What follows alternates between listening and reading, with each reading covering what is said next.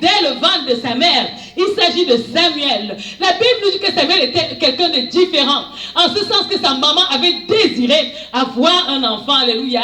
Et Dieu, elle est allée devant Dieu, le Seigneur lui a accordé Samuel, amen. Elle a apporté Samuel dans la maison de Dieu.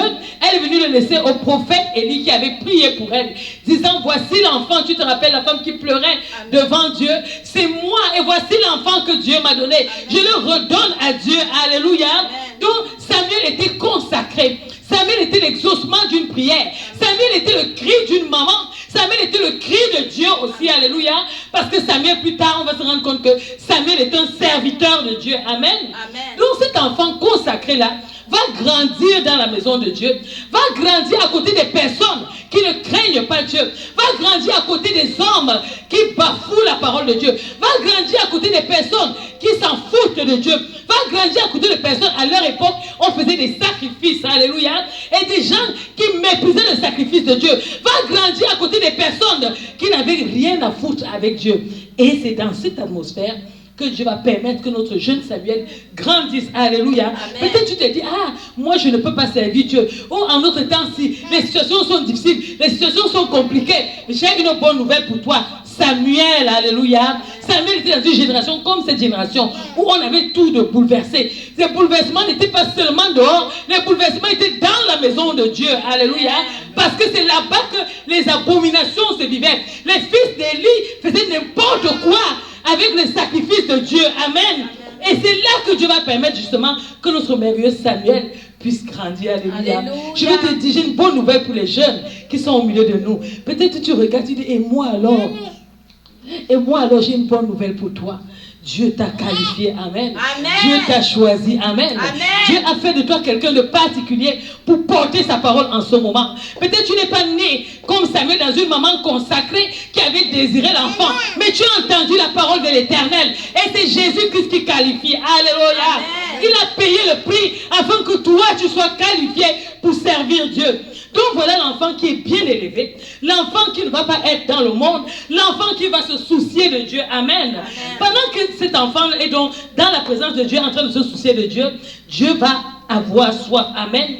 Dieu va avoir soif de quelqu'un qui fait sa volonté et Dieu va venir le rencontrer. Alléluia. Amen. La Bible nous dit qu'honorer, quand on regarde dans les écritures grecques, c'est bomai, ça signifie respecter quelque chose, le tenir en haute estime. Amen. Amen. C'est-à-dire, quand on regarde le dictionnaire Vespal, c'est lui rendre hommage, le mettre en haut, lui donner une distinction, lui donner des égards, lui donner, alléluia, le vénérer. Amen. Amen. Donc, ici, là, nous voyons que honorer Dieu, Samuel va s'attacher à Dieu au point de l'honorer. Même s'il n'a pas une communion intime avec Dieu. Peut-être je dis, moi Dieu ne me parle pas. Moi je n'ai pas les révélations. Dieu, honore Dieu comme tu es. Alléluia. Jusqu'à ce que Dieu va se révéler à toi. Amen. Ne te sous-estime pas. Ne dis pas, moi je suis pécheur. Moi je suis condamné. Moi, oh regardez comment je suis. Honore Dieu la quantité que tu peux. Honore Dieu avec ce que tu as. Honore Dieu avec ce que tu es. Alléluia. Amen. Et Dieu va venir te rencontrer. Donc voilà Samuel qui a décidé de marcher avec Dieu, qui marche avec Dieu. Et tout le monde en Israël savait que Samuel, dans la maison là, vous savez, parfois on se dit qu'on est à côté. Non, le monde connaît. Le monde savait que Samuel, dans la maison d'Élie, il n'est pas le fils d'Élie, mais il honore Dieu. Alléluia. Samuel honorait Dieu. Amen. L'enfant ici, j'aimerais dire à ceux-là qui sont jeunes au milieu de nous, honorez vos parents. Amen. Dieu est la figure du Père. Alléluia. Mais il faut aussi honorer sa maman. Amen. Apprenez à donner du respect. Amen. C'est important parce que Dieu compte cela. C'est le verset même où la parole de Dieu dit, honore ton père et ta mère afin que, si tu veux vivre, j'ai le secret pour toi, si tu veux vivre longtemps sur cette terre, honore ton père et ta mère. Amen. Peu importe qui ils sont, peu importe ce qu'ils font, ne regarde pas cela. Honore ton père et ta mère. Alléluia. Amen. Donc, je saisis l'occasion pour dire cela. Et j'aimerais dire à un homme, à une femme, honore ta femme, honore ton mari. Amen. Alléluia. Peu importe sa nature, peu importe ce qu'il est, honore-le. Parce que tu mets en application la parole de Dieu et Dieu viendra te rencontrer. Amen. Alléluia. Donc voilà notre merveilleux Samuel qui honore Dieu, qui honore son maître. Alléluia. Il dit aussi, serviteur, Honorez vos maîtres. Peut-être que tu te dis, moi je ne suis pas serviteur. Tu es serviteur quelque part. Parce que quand tu travailles, tu as un chef au-dessus de toi. Honore ton chef, honore ton boss. Alléluia. Nous devons honorer aussi les vieillards. Les vieillards, ce n'est pas seulement celui qui marche avec la canne. Le vieillard, c'est celui-là qui te dépasse en âge. Ça veut dire que par exemple, ici, là, notre bien-aimé Alec doit honorer Phil. Alec et Phil doivent honorer David. Alléluia. C'est comme ça, la personne qui est s'il a seulement un an plus que toi, honore-le. Même s'il est plus petit, honore-le. Alléluia. Parce que honorer ici, c'est donner du respect à la personne. Amen. Ce n'est même pas une question d'âge. Si tu as la notion du respect, tu vas respecter tout le monde. Amen. Il nous dit aussi honorer les veuves, honorer les anciens, honorer les autorités. Nous voyons que maintenant tout le monde, parce que je suis dans ma maison, je peux insulter une autorité. Non. Même dans ta maison, Dieu est avec toi. Peut-être l'autorité que tu insultes ne te voit pas. Honore-le. Alléluia. Donc, nous voyons donc, c'est estimer la personne, fixer une grande valeur à cette personne, alléluia, donner-lui la valeur qui lui est due, alléluia, révérer cette personne. Voilà donc Samuel. Écoutez, Samuel ici là, on nous raconte, la Bible dit dans 1 Samuel chapitre 1 verset 1 à 25, lorsque nous parcourons le passage, que Samuel avait une vie, une naissance miraculeuse, je vous l'ai dit au départ, amen. Et sa maman, Samuel n'était même pas au courant. La maman de Samuel allait faire les engagements à Dieu que mon enfant là, je vais te le donner. Et Samuel, quand il est né, Samuel n'a pas dit que, hey, pourquoi ma maman est partie faire les engagements sur ma fille alors que j'avais une vie? Non, Samuel a accepté, alléluia. Il a dit, ok, maman, si tu as pris l'engagement devant l'Éternel, si tu as décidé de servir Dieu, ok, maman, je dis oui, amen à tout ce que tu as dit, à ton engagement, et moi aussi je vais servir Dieu. Alléluia. Et Samuel a dit oui à l'Éternel, alléluia. Aujourd'hui, là, tu peux dire oui à l'Éternel. Ce n'est pas une question d'âge, ce n'est pas une question de limitation, ce n'est pas une question que, oh, moi j'ai 10 ans, j'ai 9 ans, je suis seulement le petit, Alec le dernier. Non, Alec peut servir Dieu, alléluia. Parce que Samuel a servi Dieu. Samuel était fidèle à Dieu, même dans son enfance. C'était une question de numéro d'âge, c'était une question d'engagement avec Dieu, fidélité avec Dieu, respecter avec Dieu. Même si les autres ne respectent pas Dieu, même si les autres se moquent de Dieu, toi tu te lèves, tu dis je sers Dieu fidèlement, alléluia. Donc Samuel, dans cette maison où tout allait de travers, Samuel a décidé, moi je vais servir Dieu, alléluia. Il était consacré à Dieu. Il n'a pas regardé que ma maman m'a abandonné. Wow, tous mes autres frères sont avec ma maman, ils sont collés avec ma maman. Moi je suis seul ici là. Bon, comme c'est comme ça, moi je veux aussi être comme les fils de... Non, il a été fidèle à l'Éternel, alléluia. Samuel signifie Dieu a entendu. Donc, vous vous rappelez, je vous ai dit que Samuel est la réponse à une prière. Et la maman, pour matérialiser que Dieu a entendu ma prière, elle a donné le nom Samuel, alléluia, en disant, Dieu a entendu ma prière, alléluia. Samuel va commencer à grandir dans la maison de Dieu. Il est agréable à Dieu. On est agréable à Dieu, pas seulement parce qu'on le sait, on est agréable à Dieu, parce qu'on obéit à sa parole, alléluia. Et voilà Samuel qui va obéir à la parole de Dieu. Et la Bible dit, Dieu il va le trouver agréable. Les hommes vont le trouver agréable. Alléluia. Même si les gens ne te donnent pas de la valeur, quand tu obéis à Dieu, Dieu te donne de la valeur. Dieu reconnaît. Et c'est Dieu qui défend ta cause. Alléluia. Samuel va grandir dans cette tête-là. Samuel va grandir dans l'amour. Alléluia. Samuel va dire, ok, je vais obéir à Dieu. Je vais marcher comme Dieu veut. Je vais faire ce que Dieu veut. Alléluia. Et il était dans la maison de Dieu, fidèle. Il va répondre à l'appel de Dieu d'une manière spéciale. Vous voyez, quand Dieu va venir rencontrer Samuel, malgré que Samuel est obéissant, Samuel ne va pas connaître la voix de Dieu. Il ne va pas savoir que c'est Dieu qui est en train de parler. Et il va entendre les appels. Il va dire, mais qui m'appelle? C'est comme si ton téléphone sonne. Tu regardes, tu vois appel inconnu. Tu dis que je ne connais pas une personne dans ma famille qui s'appelle appel inconnu, je ne réponds pas. Et Dieu va encore envoyer, il va dire que l'enfant ne m'écoute pas. On l'appelle, lui, pas répondre à Élie, je suis là. Élie dit que je ne t'ai pas appelé, le bébé va dormir. Il revient encore. Mais tu m'as appelé, maintenant cette fois-ci, j'ai bien entendu comment. C'est l'intonation de ta voix. Élie dit non, je ne t'ai pas appelé, fiston, va dormir. La troisième fois, quand Samuel va venir, Élie va dire que cette fois-ci là, ce n'est pas moi qui t'appelle, c'est Dieu. Quand il va encore te dire, dis-lui que oui, me voici. Et ne me cache pas ce que Dieu va te révéler. Donc Samuel va aller, il n'avait pas le discernement, il ne connaissait pas. C'est pour ça que je vous dis, honorer Dieu, marcher avec Dieu. Même quand tu ne connais pas, marche, obéis à sa parole. Amen. Parce que Dieu se révèle à ceux-là qu'il honore. Alléluia. Donc, il va revenir. Alléluia. Juste, je veux marquer une pause. Combien de fois Dieu t'a-t-il appelé et que tu n'as pas discerné que c'est Dieu qui est en train de m'appeler? Combien de fois Dieu a cogné à ta porte? Tu n'as pas discerné que ça, c'est la visitation de Dieu. Combien de fois Dieu a mis du temps pour t'enseigner, pour te dire, mon enfant, hey, c'est moi qui te parle. Et tu n'as pas discerné que c'est Dieu là. Alléluia. Dieu sait comment parler à nos cœurs. Dieu sait comment se rapprocher de nous. Alléluia. Dieu sait où toucher. Dieu sait où nous guider. Alléluia. Qu'est-ce que toi, est-ce que tu es disposé à écouter ce Dieu-là? En tout cas, Samuel, la Bible nous dit que Samuel lui l'a écouté. Il a répondu, me voici. Alléluia. C'est une autre chose que tu dois savoir. Dieu n'appelle pas n'importe qui. Dieu appelle quelqu'un qui est en train de travailler pour lui. Amen. Si tu n'es pas en train de travailler pour Dieu, ne rêve pas. Dieu ne t'appelle pas. Il faut que tu sois en train de faire quelque chose. Il faut que tu sois en pleine action. Il faut que tu sois en train de te déployer pour ton zèle, pour la maison de l'Éternel. Et là, l'Éternel va se révéler à toi et il va t'appeler. Alléluia. Il faut que tu aies des qualifications. Dieu ne nous appelle pas dans zéro. Quand on essaie de regarder la parole de Dieu, on se rend compte que les gens que Dieu appelait, Moïse, il avait le bâton. Alléluia. Il savait faire quelque chose. Il gardait. Il avait quitté la maison du roi et il savait garder le troupeau. Et regardez, Dieu n'appelle pas jamais loin de ce que tu sais faire. Il a appelé à aller prendre soin du peuple. Parce qu'il a vu Moïse dans le service. Il a vu que ce gars, il peut bien servir. Il peut bien garder les bêtes. Alors, s'il peut garder les bêtes, ça veut dire que même les hommes, parce que les bêtes sont plus têtues, hein, ils ne raisonnent pas. Mais les hommes là, ça veut dire que Moïse peut le faire. Alléluia. Alors, Dieu n'appelle pas les paresseux. Dieu n'appelle pas les gens qui ne veulent rien faire. Dieu va appeler ici. Alléluia. Et Dieu va donc révéler sa volonté à Samuel. Alléluia. Il va lui révéler ce qu'il voudrait qu'il fasse pour lui. Amen. Et Samuel ne va pas se taire. Alléluia. Donc quand Dieu t'appelle, il ne t'appelle pas juste pour t'appeler. Il va te révéler quelque chose. Regardez, il lui dit, l'Éternel vient dans 1 Samuel 3, 10 à 14. Verset 10. L'Éternel vint se tenir près de lui et appela comme les autres fois, Samuel, Samuel. Samuel répondit, parle car ton serviteur écoute. Alors l'Éternel dit à Samuel, je vais faire en Israël une chose telle que toute personne qui l'apprendra en restera abasourdie.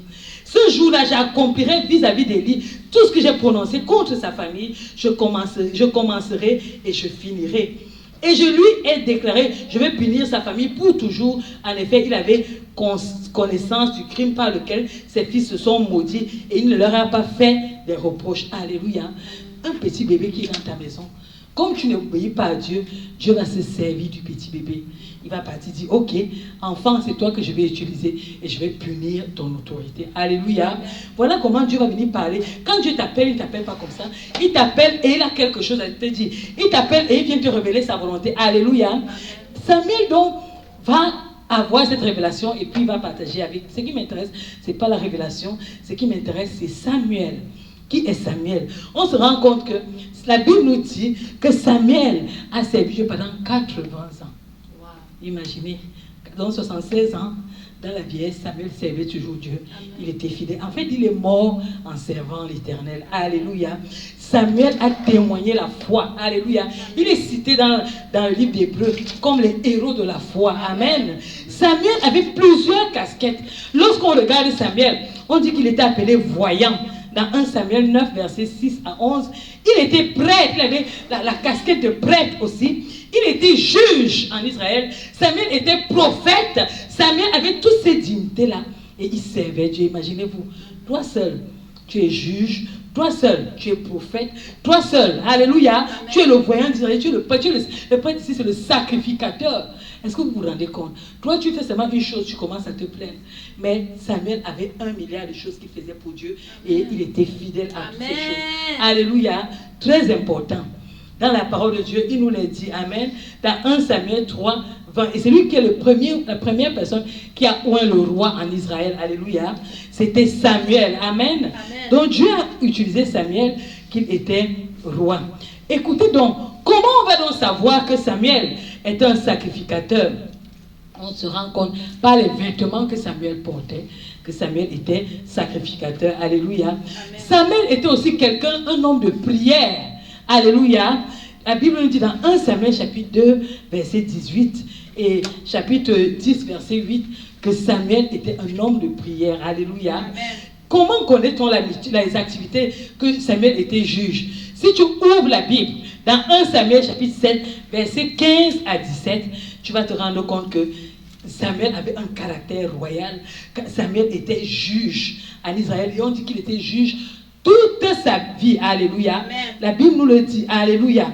Et il partait, il jugeait dans Israël. Verset 1 Samuel 7, verset 15 et 16 dit, Samuel fut juge en Israël pendant toute sa vie. Allait chaque année faire le tour de Babel, de Gilgal et de Mitzpah, et il jugeait Israël dans tous les lieux. Puis il revenait à Rama où était sa maison, et là il jugeait Israël et il bâtit un autel à l'Éternel. Alléluia. Donc Samuel avait une vie riche. Samuel n'était pas paresseux. Samuel travaillait pour l'Éternel. Samuel prêchait la parole de Dieu. Samuel prêchait ce qu'on appelle la bonne parole. Alléluia. Et il jugeait aussi. Alléluia. C'était un homme humble. C'était un homme simple. Quelqu'un qui voyage de lieu en lieu pour régler les situations. Il faut beaucoup d'humilité. Amen. De nos jours, quelqu'un va dire, écoutez, si vous voulez régler vos problèmes, vous n'avez qu'à me trouver ici. Je ne bouge pas, écoute là. Voyager, quoi, d'un contrée en contrée, c'est fatigant. Mais il le faisait avec paix, alléluia, et simplicité. Samuel l'a fait et Dieu l'aimait, alléluia. Une autre chose qu'on peut remarquer dans le service de Samuel, Samuel était irréprochable. Vous voyez, quand vous lisez la parole de Dieu, vous allez voir, on nous dit souvent les témoignages des gens que j'ai utilisés puissamment, mais il y a d'autres aussi, on dit, ah, il a péché à tel endroit, ah, il a déshonoré ici, Dieu l'a rejeté. Mais Samuel, aucun reproche. Alléluia. Ils se montraient fidèles, alléluia. Ils se montraient fidèles dans le service de Dieu. Et même dans les périodes de crise, comme quand il fallait, alléluia, gérer la crise, d'enlever Saül comme roi et mettre David, il a usé de sagesse, alléluia. Et nous savons que c'est lui qui a oint Saül, c'est lui qui a oint David comme roi, amen. Amen. Et on voit que il y a un élément ici là qui est important. J'aime quand la Bible nous dit la vérité, amen. Amen. Samuel, quand il fallait aller choisir le roi, Samuel s'est quand même trompé, amen. Quand il est parti dans la famille de David pour aller choisir David, il a regardé, il a dit que, ah, je crois que c'est Alec, comme il a le nœud papillon noir là, c'est lui que Dieu a sûrement choisi. Dieu dit que non. Il dit que non, bon, Alec, il a le nœud papillon. C'est Phil. Parce que Phil est philanthrope. Phil, c'est la raison. Écoute là, c'est pas n'importe quoi. Dieu dit laisse Phil avec son raisonnement, amen. Ce n'est pas Phil, c'est David que j'ai choisi, alléluia.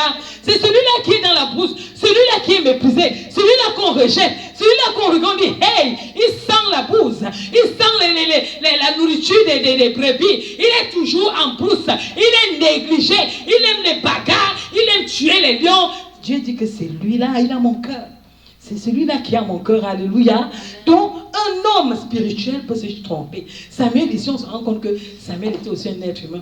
Malgré qu'il avait la nature de Dieu, il pouvait se tromper. En fait, l'enseignement dans ça, c'est que même si Dieu te conduit, même si Dieu est avec toi, même si Dieu te guide, alléluia, convoque toujours Dieu quand tu veux prendre une décision. Amen.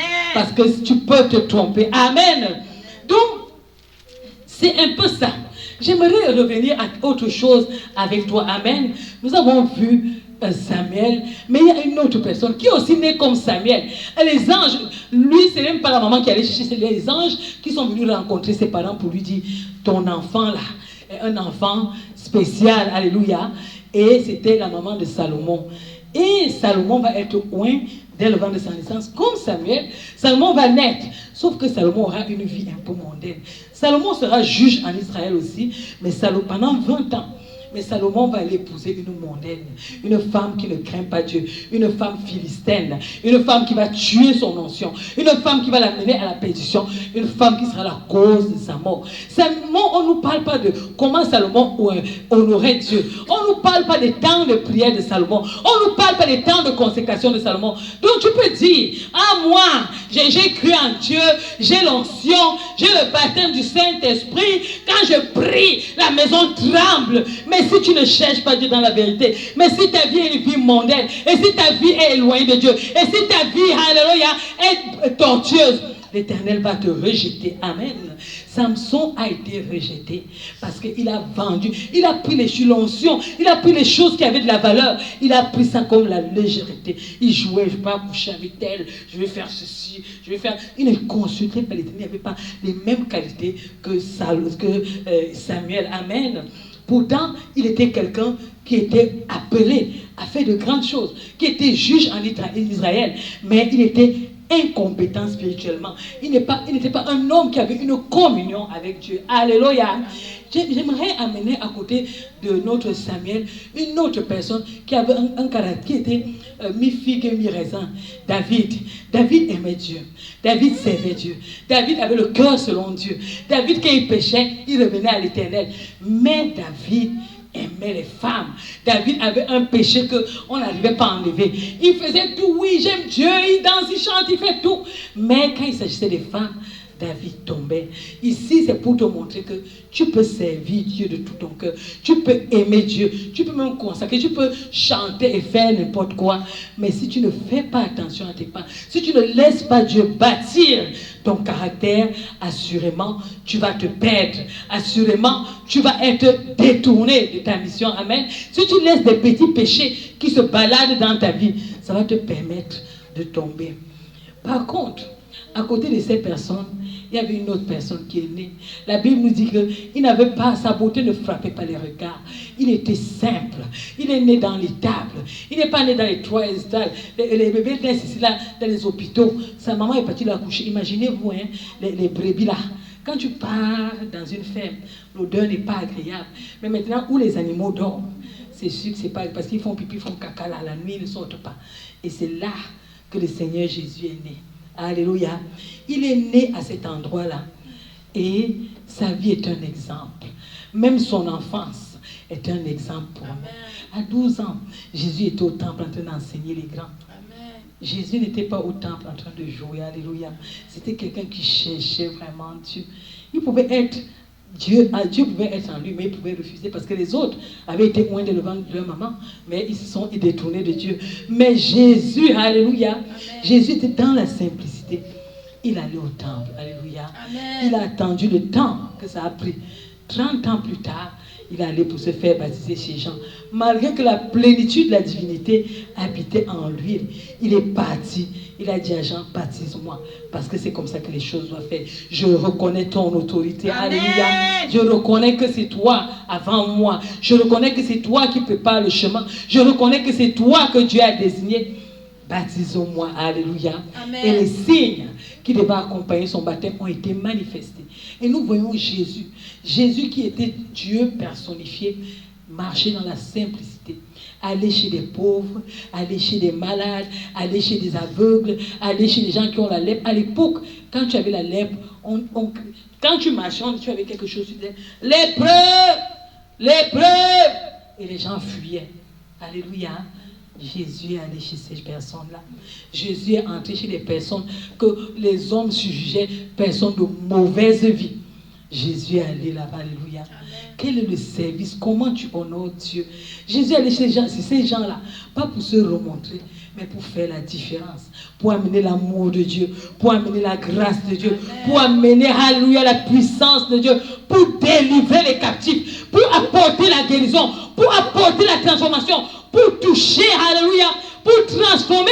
On voit, oh, alléluia, la femme condamnée, la femme adultère, Jésus qui est à côté, pendant que les gens cherchent à la lapider. Oh, alléluia, l'attitude de Jésus, amen. L'attitude de nos cœurs. Amen. Vous savez, ce matin, pendant que j'étais là, j'avais presque préparé déjà ce que je voulais partager avec vous. Je l'ai préparé depuis. Je suis tombée sur quelque chose qui m'a bouleversée et qui m'a arraché quelques larmes. J'ai lu sur Internet quelqu'un qui a raconté un témoignage. Quelqu'un qui ne connaissait pas Dieu. Un papa qui avait 89 ans, amen. Et ce papa-là continuait à travailler, il était livreur de pizza. Le livreur de pizza continuait à travailler, il dit qu'il n'arrivait pas, avec sa pension retraite, il n'arrivait pas à payer ses factures, il n'arrivait pas à boucler ses fins de mois. Alors il a dit, ok, je vais continuer à travailler, au moins les pizzas je peux livrer.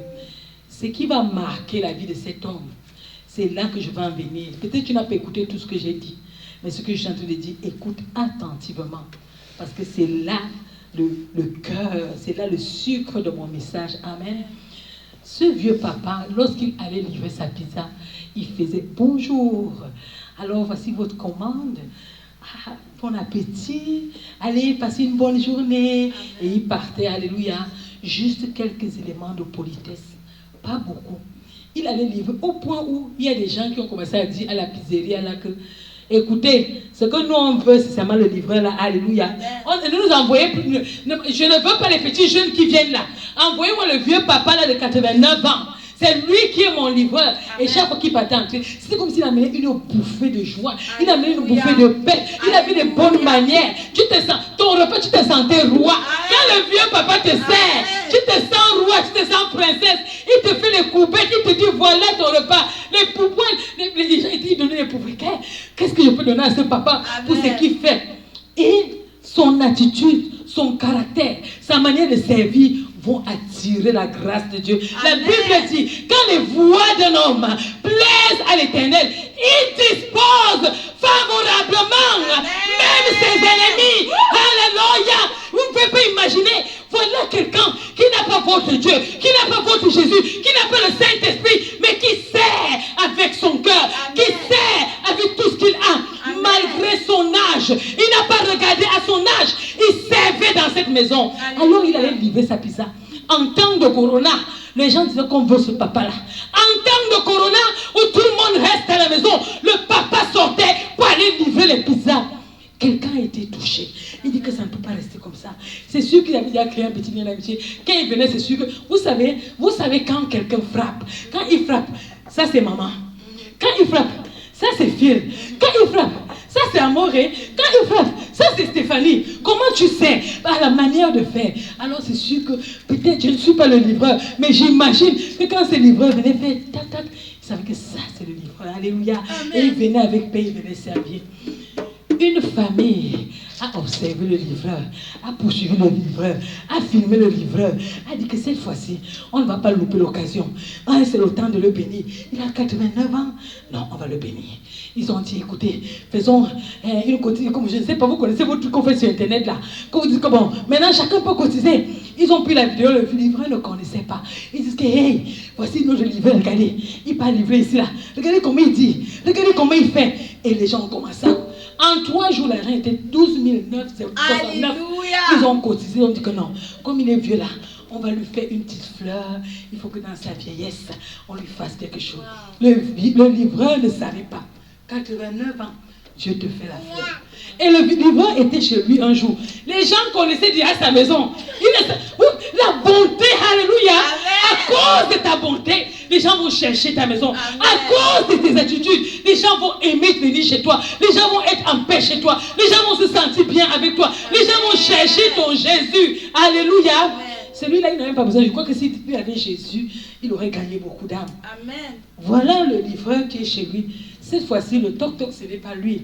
Cette fois-ci, c'est les gens chez qui il livre, qui frappent. Ce n'est plus les gens qui frappent, c'est les caméras, c'est les CBS qui est là. Que vraiment on va voir le livreur là aujourd'hui. Le papa qui défie tout le monde, le papa poli, le papa qui livre la pizza avec simplicité et bonté de cœur. Il a les caractéristiques des chrétiens, des enfants de Dieu. Amen. On veut voir ce livreur là. Et on a frappé. Le livreur ouvre la porte. C'est celui qui se demandait, est-ce que c'est le dernier pourboire là? Peut-être, est-ce que j'ai même bien fait le chant? Peut-être avec ma vieillesse là, je n'ai pas bien compté. Oh non, ce n'était pas ça. Hein? On a dit le livreur, il voit les caméras, il voit les gens qui entrent, il voit les gens bizarres, les gens sourire. Il se demande qu'est-ce qui se passe. Livreur, on a une bonne nouvelle pour toi. Tu nous as fait du bien. Je suis sûr qu'à un moment donné, les gens ne regardaient plus la qualité de la pizza. Ils ne regardaient même plus si c'est bon ou si c'est mauvais. Ils attendaient ardemment, comme nous attendons ardemment que l'Éternel se manifeste. Ils attendaient ardemment que le livreur arrive avec son beau sourire. Peut-être qu'il chantait souvent. Oh, on attendait, oh, on veut voir le livreur avec ses belles petites chansons. Alléluia. Les qualités du livreur, les attitudes du livreur, la manière de faire du livreur. Alléluia. La fidélité, la constance dans la manière de faire. Parce qu'aujourd'hui, tu peux être gentil. Demain, tu es désagréable. Demain, tu as un caractère de casserole. Le livreur constant.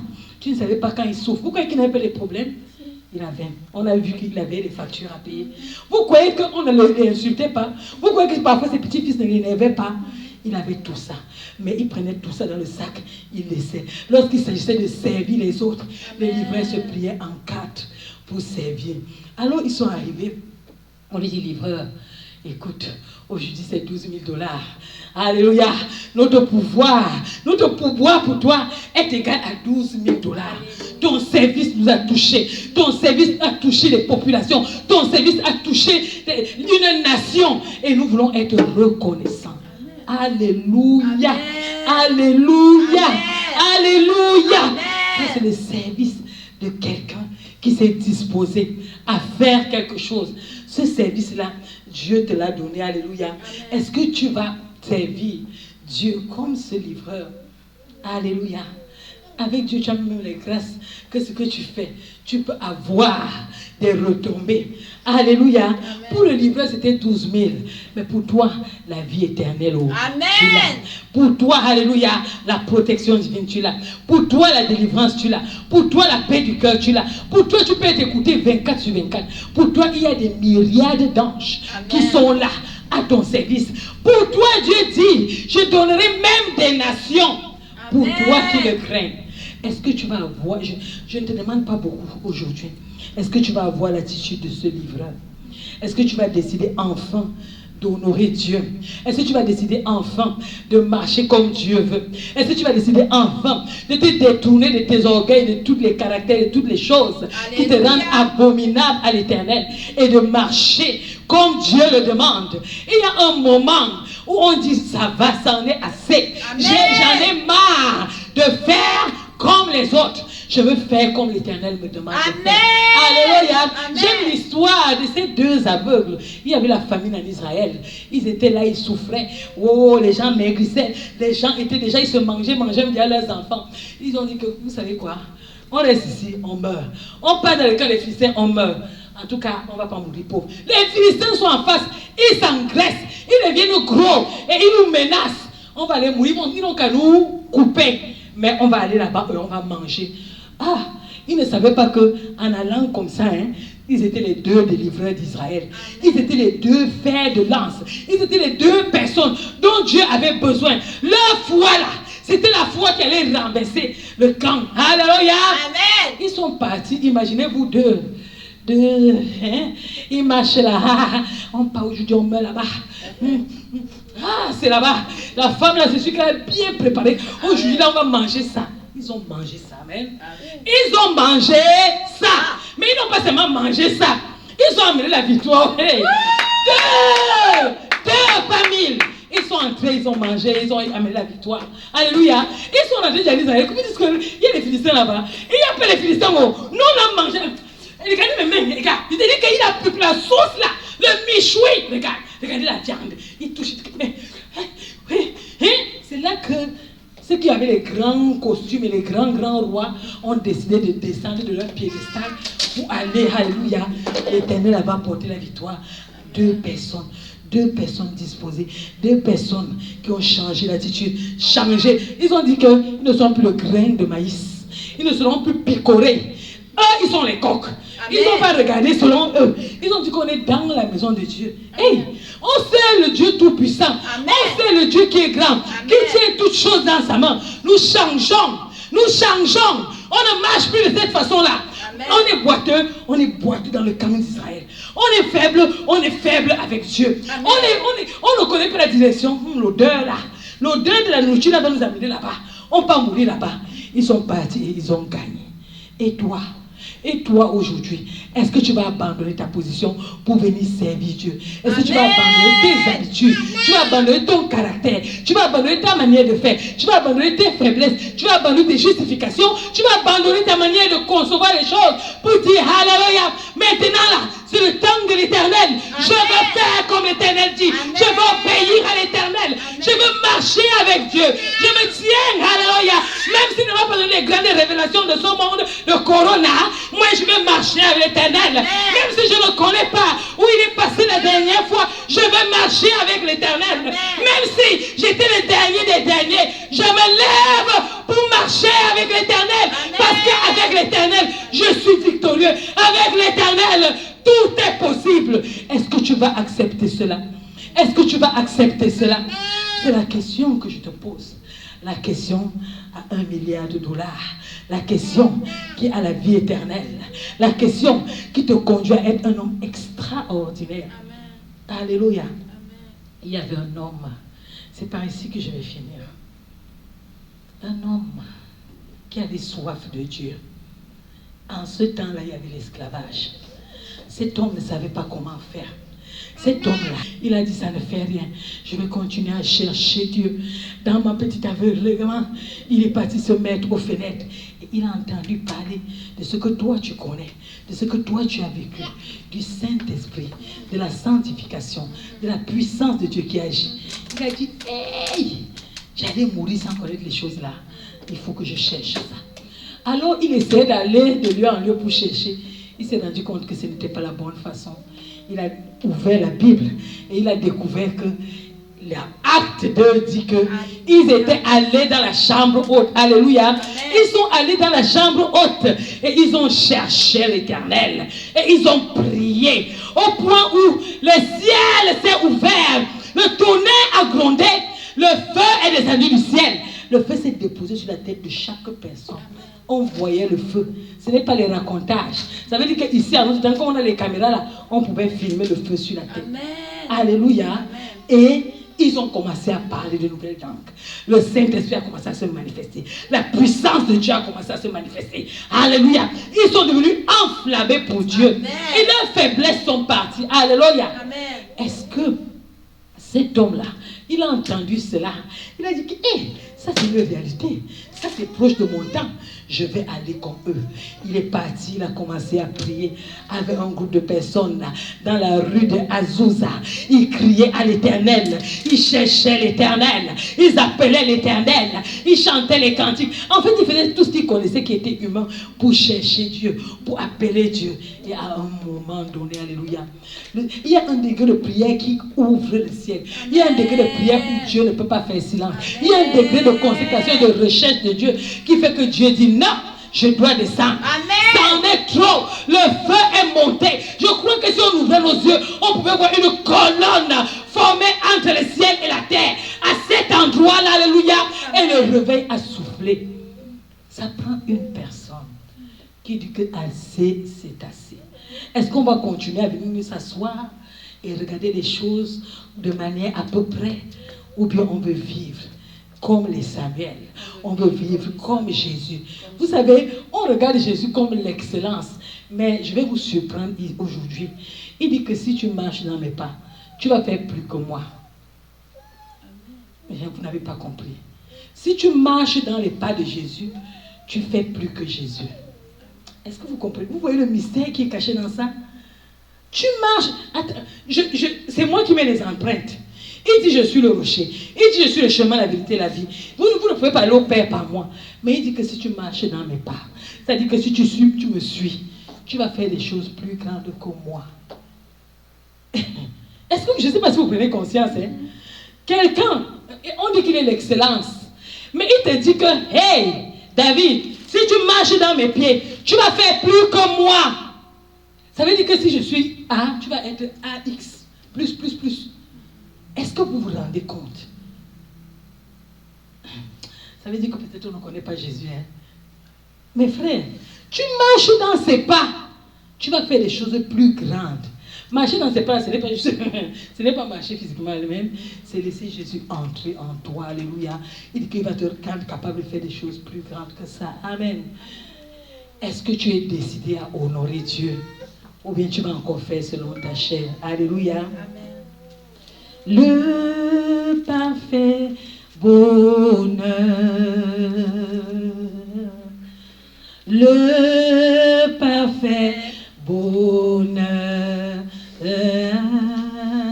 c'est de mettre tout mon être à tes pieds, Seigneur.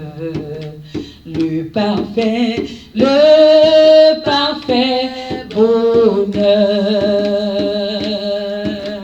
le parfait bonheur.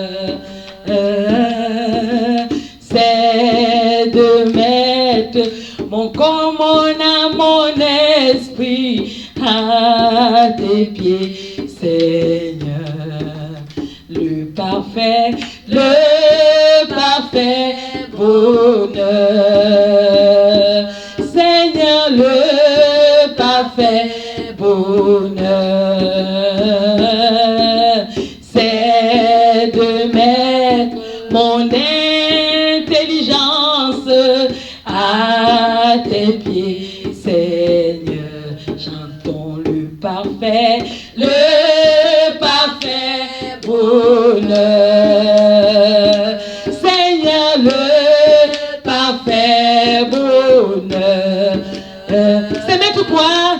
C'est de mon orgueil, tout mon orgueil à tes pieds, Seigneur. Encore, le parfait bonheur,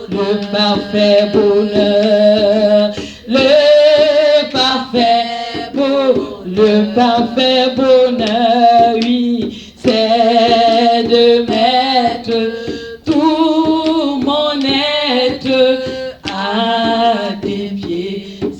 Est-ce que tu peux te lever dans la présence de Dieu et commencer à parler à Dieu, lui dire: Seigneur, pendant que je suis à tes pieds, ça ne dépend pas de mon âge. J'ai entendu que ça ne dépend pas de mon âge, ça ne dépend pas de ma place, ça ne dépend pas de ma famille, mais ça dépend de toi. Alléluia.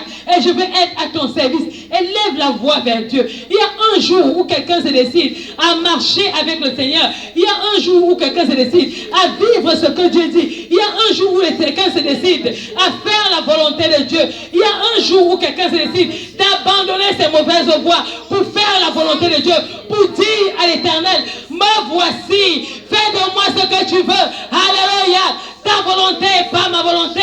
Il y a un jour, alléluia, où on se lève, on dit: on est fatigué de notre état, on est fatigué de la manière dont on te sert, on est fatigué, alléluia, de marcher de manière trompeuse, de marcher dans le mensonge, de marcher dans l'orgueil, de marcher dans le désordre, de marcher dans le mépris, de marcher les têtes hautes.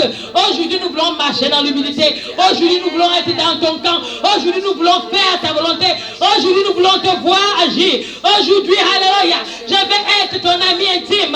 Aujourd'hui, alléluia, ma communion avec toi doit être différente. Aujourd'hui, sois mon Dieu. Aujourd'hui, sois mon ami. Aujourd'hui, sois mon tout. Aujourd'hui, change-moi. Aujourd'hui, sois, alléluia, l'Éternel Dieu des armées. Alléluia, et manifeste ta puissance en moi. Amen, amen. Amen. Nous sommes presque à la fin. Nous avons appris aujourd'hui comment honorer Dieu. Et nous avons vu plusieurs façons comment on peut honorer notre Dieu, car il est le seul, il est digne d'être honoré à tout moment et circonstance dans notre vie. Et comment honorer le Dieu Tout-Puissant, c'est vraiment été la base d'aujourd'hui. Chacun de nous a pu puiser quelque chose, comment honorer le Dieu Tout-Puissant, lui qui agit à tout moment et circonstance dans notre vie. Il est là avec nous pour, en cas de problème, en cas de difficulté, l'Éternel des armées est là pour nous sortir des trous, quel que soit au marché, dans l'ombre de la mort. Son ombrage est là pour nous couvrir, comme on dit dans Psaume 91, verset 1. Nous devons reposer à l'ombre du Tout-Puissant et non à l'ombre de la mort. C'est très important comment honorer Dieu et avancer dans sa gloire par le nom puissant de Jésus-Christ. Nous sommes là tous les mardis et les dimanches. Les mardis, on a le programme de prière prophétique et d'enseignement à partir de 18h jusqu'à 20h. C'est 6506 avenue Papineau. Venez nombreux tous ceux qui veulent voir réellement la restauration totale à travers la parole de l'Éternel des armées, à travers la révélation de sa parole. Et le dimanche, nous sommes ici à partir de 15h. Que la gloire de l'Éternel demeure sur vous par la puissance et le nom de Jésus-Christ. Je remercie l'Éternel des armées pour le moment, tout ce moment-ci. Il a été avec nous durant cette journée. Éternel des armées, Papa Père de gloire, nous venons laisser toute personne qui a eu à participer au courant de ces programmes de dimanche, de prières et d'enseignement, qui a été avec nous, Éternel des armées. Bénis la source de toute provenance, de toute personne qui va participer au courant de cette journée, dans ce ministère, l'Église de Restauration Internationale pour la restauration des l'âme, que chacun soit béni, que chacun soit restauré partout où il se trouvera, quelles que soient ses difficultés qu'il a financières, qu'il puisse restaurer cela au courant de 6 mois, qu'il puisse avoir réellement la restauration totale, qu'il puisse comprendre que tu es Dieu, tu n'as jamais changé, tu es Rabbi éternel des armées. Je te remercie pour tout le monde qui était ici pour cette journée éternelle des armées, pour recevoir l'enseignement à travers cette révélation de la parole, comment honorer Dieu éternel des armées. Je te remercie pour toutes choses que tu vas accomplir dans la vie de chacun à travers cette révélation, comment t'honorer, et par là les gens auront nous ouverture dans leur vie par la puissance du nom de Jésus-Christ. Sois loué, sois glorifié, sois exalté, éternel des armées. Nous laissons chacun de nous entendre cette main. Tout retour de chacun puisse être couvert par le sang de Jésus-Christ, le sang que tu as versé sur la croix. Puisse couvrir chacun de nous dès son retour de se lier par la puissance du nom de Jésus-Christ. Qu'aucun obstacle ne puisse se tenir au devant de lui cette semaine. Toute personne qui est sur ses liés, tout enfant de Dieu éternel des armées qui sont sur ses liés, que tu puisses les couvrir par le sang de Jésus-Christ qui a été versé sur la croix dans leur vie, dans toute leur emprise, entreprise qu'ils sont en train de faire aujourd'hui, par la puissance du nom de Jésus-Christ. Je te remercie, Père de gloire, pour toutes choses que tu vas accomplir par la puissance du nom de Jésus-Christ. Amen. Amen, amen. Nous sommes à la fin de notre journée. Que l'Éternel des armées vous bénisse.